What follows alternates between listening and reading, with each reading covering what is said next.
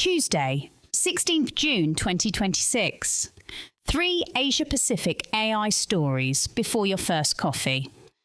Cohere reports a surge of inbound interest from enterprise buyers after US export rules curbed access to certain Anthropic models, turning what looked like a licensing technicality into a live supplier risk event.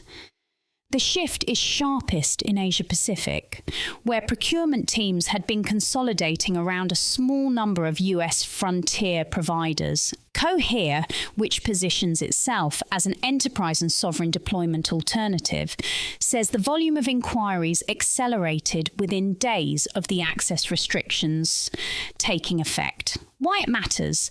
The episode reframes model procurement as supply chain risk management, a lens Asian enterprises and government buyers understand well from semiconductors and cloud infrastructure. Firms that built pipelines around a single frontier provider now face the same concentration exposure they spent years unwinding in hardware. Expect procurement teams across Singapore, Tokyo, and Seoul to accelerate second supplier qualification cycles with Cohere, Mistral, and regional sovereign models all positioned to absorb redirected demand. The concrete second-order effect track is whether this triggers faster adoption of model routing layers and abstraction frameworks that let enterprises hot swap providers without rewriting application code, a pattern that benefits middleware vendors and systems integrators across the region. Governments across Asia are racing to build sovereign AI stacks, with India, Singapore, South Korea, and Japan each investing heavily in domestic chips, data centers, and foundation models. The Asia-Pacific sovereign AI infrastructure market is projected at roughly $9 to $14 billion in 2026, rising toward $23 to $47 billion by 2030. Despite the scale of spending, nearly every regional stack still depends on Nvidia for advanced GPUs, placing a hard ceiling on how sovereign these projects can actually become. Why it matters. The sovereign AI push reshapes where capital flows and who captures value across the region. But the shared dependency on a single American chip maker means no country has yet closed the loop on true stack independence.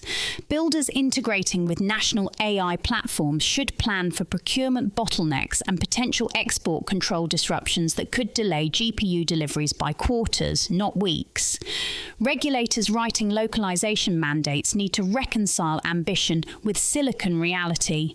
Mandating domestic inference is feasible, but mandating domestic training at frontier scale is not, at least until homegrown accelerator programs in India and Japan reach production volume. The second-order effect to track is whether this spending wave triggers a regional consolidation of data center operators, as sovereign contracts favor a small number of scaled players over fragmented local providers. Nvidia priced a $25 billion bond sale, its first public debt offering since 2021, signaling that the AI infrastructure build is now being financed with leverage, not just cash flow. The company sits on substantial cash reserves, yet chose to borrow, pre-funding long-dated commitments to capacity and supply. Asia is on both sides of this trade. TSMC, Samsung, SK Hynix, and equipment suppliers across Taiwan, South Korea, and Japan form the hardware layer Nvidia is locking in, while Asian sovereign wealth and pension funds are among the institutional buyers absorbing the debt. Why it matters. When a company with Nvidia's cash position turns to the bond market at this scale, it tells capital allocators the AI capex cycle is extending well beyond current revenue visibility. Asian foundries and memory makers benefit directly, because the proceeds flow back into wafer starts, HBM orders, and packaging capacity across the region. But the circularity is worth tracking. Nvidia sells chips to hyperscalers. Hyperscalers fund purchases partly with debt, and Asian institutions buy that debt while their domestic manufacturers depend on the same demand cycle. If AI workload growth slows or hyperscaler capex pulls back, the exposure is not isolated to one node.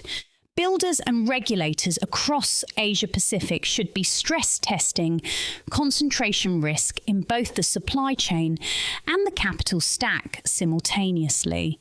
That is your AI in Asia briefing for today. Stay sharp, build well. See you tomorrow.